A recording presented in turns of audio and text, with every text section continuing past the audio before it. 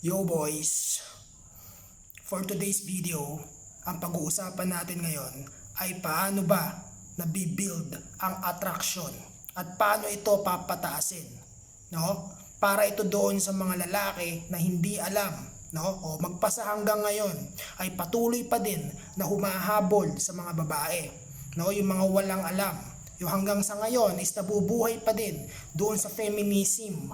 Okay? Pag sinabing feminism, ito yung makabago o hindi na polarity, hindi na polar, no? Yung ating ginagawa. Ibig sabihin, yung mga lalaki na imbis na nasa masculine level, no? Bumababa na sa feminine. At yung feminine, umaakit na sa masculine. Bakit? Bakit ito nangyayari? Okay? At pag-uusapan natin 'yan.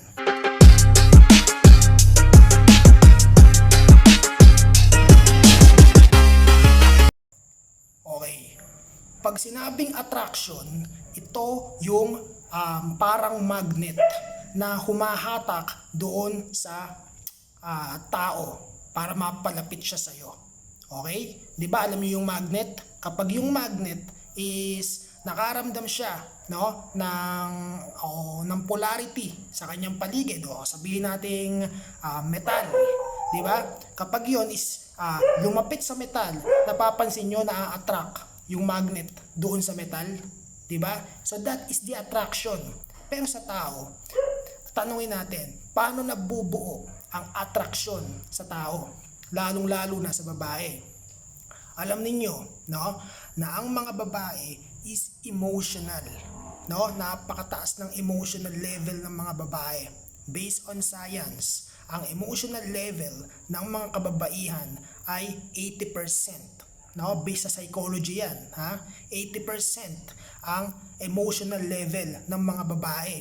At ang kanilang logical level o yung kanilang mga normal na pag-iisip, hindi ginagamitan ng emotions, ginagamitan ng utak, no, is 20% lang.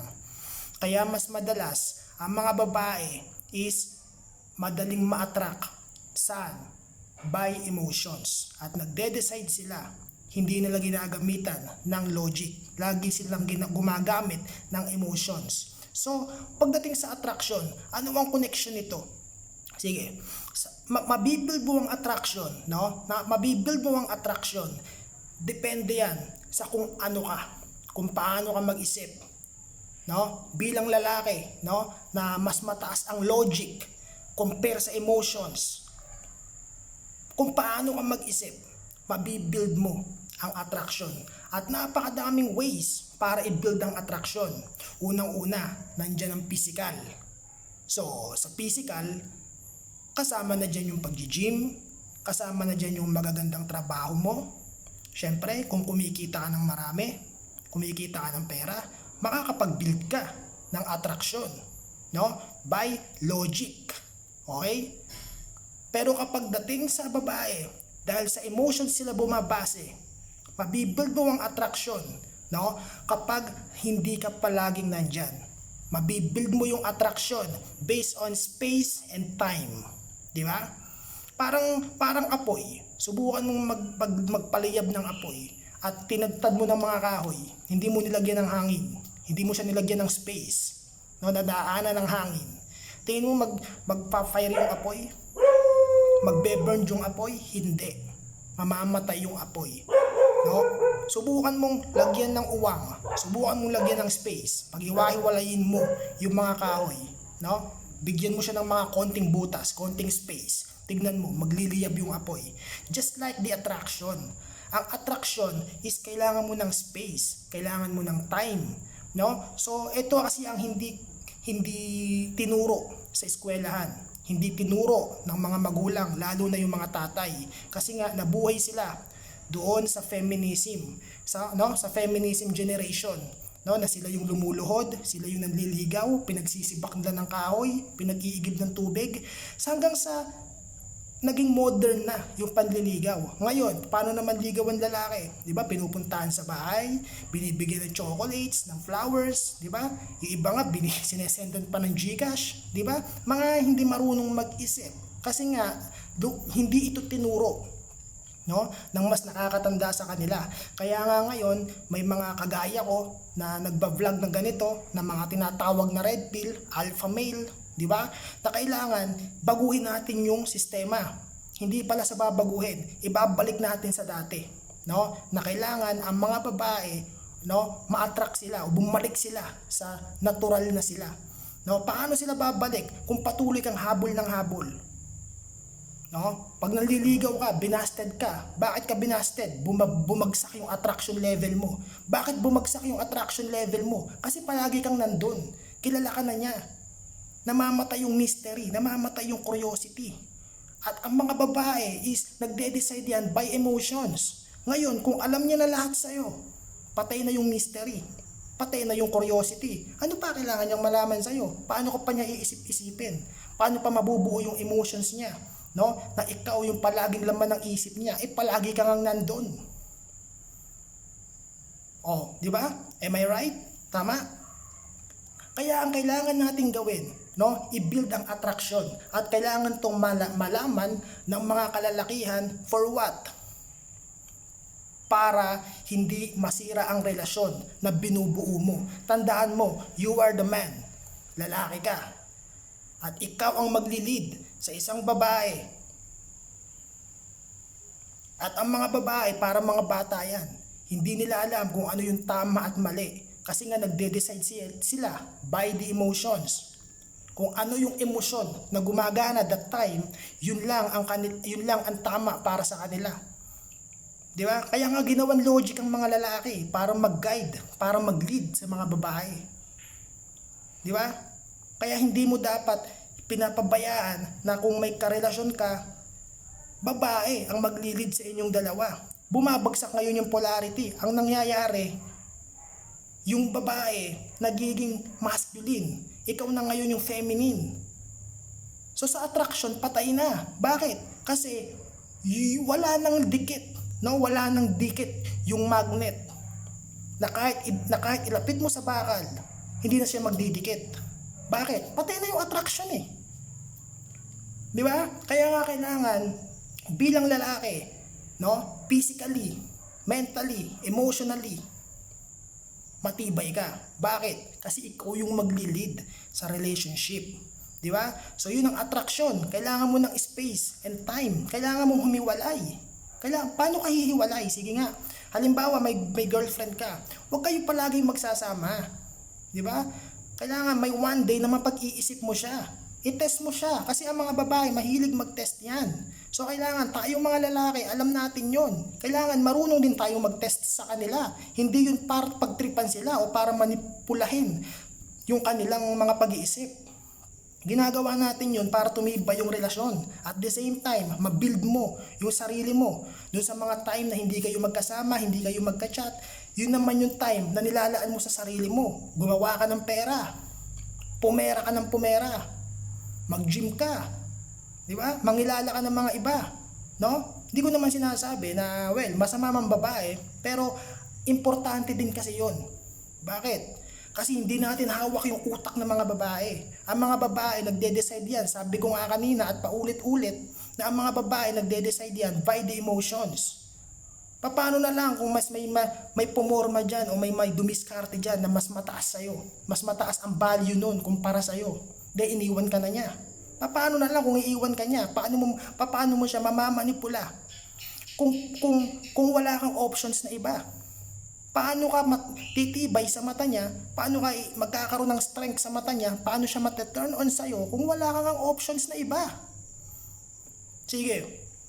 Halimbawa, may girlfriend ka. Pagkatapos siya lang yung gustong-gusto mo. Di ba? Tapos palagi kayong magkasama, palagi kayong nagde-date, hatid sundo mo pa. O tapos ngayon magsasawa siya. Bakit? Patay na yung attraction eh. Lagi na kayong magkasama eh. Wala nang mystery, wala nang curiosity. Di ba? O ano mangyayari sa susunod nun? Paano kung may dumiskarte doon? Di ba? Malalamangan ka na ngayon. Kasi yung bagong lalaki na yon is may mystery, may curiosity. Eh sa'yo, patay na. Yung sa'yo, namatay na. O di wala ka na sa paningin niya. Paano kung bigla ka niyang iwan? Eh siya lang yung babae mo. O, paano mo siya malalaro ngayon? Di ba? Ang mga babae, no guys, ito tandaan ninyo, ang mga babae, turn on yan sa mga lalaki na kapag binrake nila, kayang tumalikod kasi may options. Paano ka magkakaroon ng option? Sige nga, kung puro siya lang iniisip mo. Sige. Subukan mo. Makipag-break sa yung girlfriend mo. Pag hindi, hinabol-habol mo yan. Ang mga babae turn off sa ganon. Turn off sila sa mga lalaki na feeling nila wala nang ibang babae. Pakiramdam nila, sila lang ang laman ng utak ng puso nila. Di ba? Ang gusto ng mga babae is na pag-iisip sila. Tandaan ninyo, magkakaiba tayo ng breed. Hindi porket tama sa utak nating mga lalaki, tama na rin para sa kanila. Magkaiba ang mga babae at lalaki. Pare-pareho tayong tao, oo, pero magkakaiba tayo ng attraction level. Tayo mga lalaki, na-attract tayo sa babae kapag lagi silang nandyan. Kapag lagi natin silang kasama. No? Kasi by logic nga tayo. Pero ang mga babae, lagi mong samahan yan. Magtataka ka, bakit palagi ko naman siyang sinasamahan? Lagi naman kaming magkasama. Lahat naman ginagawa ko para sa kanya. Lahat nga ng secret ko, sinabi ko sa kanya. Wala nga kaming lihiman eh. Pero bakit iniiwan ka pa rin? Kasi namamatay nga yung mystery. Namamatay yung polarity. Namamatay yung curiosity. Wala nang nabibuild na attraction ngayon. Ang mga babae, doon sila na-in love sa attraction. Kaya kailangan ibigay mo sa kanila yon. Kung paano kanya inaalagaan bilang lalaki, kung paano kanya pinakikisamahan bilang lalaki, no, na nagbibuild ng attraction niya para sa iyo, na-in love ka para sa kanya, ibigay mo din yun. Ipakain mo sa kanya yung emosyon na kailangan niya. Bakit? Para hindi mamatay yung attraction niya sa iyo. Kasi nga magkakaiba tayo ng attraction. Subukan mong ganito, no? Ito subukan mo lang to. Okay. Minsan may isang araw o 2 araw, huwag kang magparamdam sa kanya. Kung patuloy kang nag-update sa kanya ngayon, baliin mo 'yon. No? Para maging lalaki ka sa paningin niya. Maging ikaw yung pinakadaman sa paningin niya. Kahit nasan ka, hindi ka na mag-iisip kung ano bang ginagawa ng babae na to. Puta, baka mamaya may iba na to. Hindi ka mag-iisip. Bakit?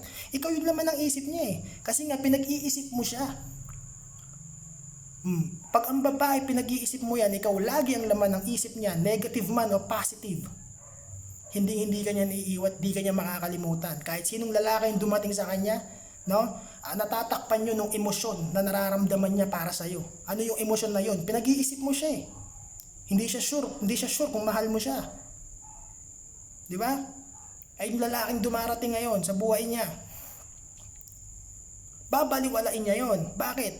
Hindi stable yung emotions niya eh. Kasi meron siyang question. Tinatanong niya yung sarili niya.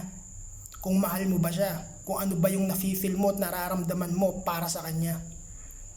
So kailangan mong ibalik 'yun. Kailangan mong patunayan 'yun. No? So yun lang guys. Sana may natutunan kayo, no? Maraming salamat sa panonood ninyo, no? Thank you. Bago lang tayo sa YouTube. So sana suportahan ninyo, no? Yung mga gumagawa ng hindi lang ako, yung gumagawa ng ganito para ibalik, no? Yung mga lalaki ibalik sa masculine level.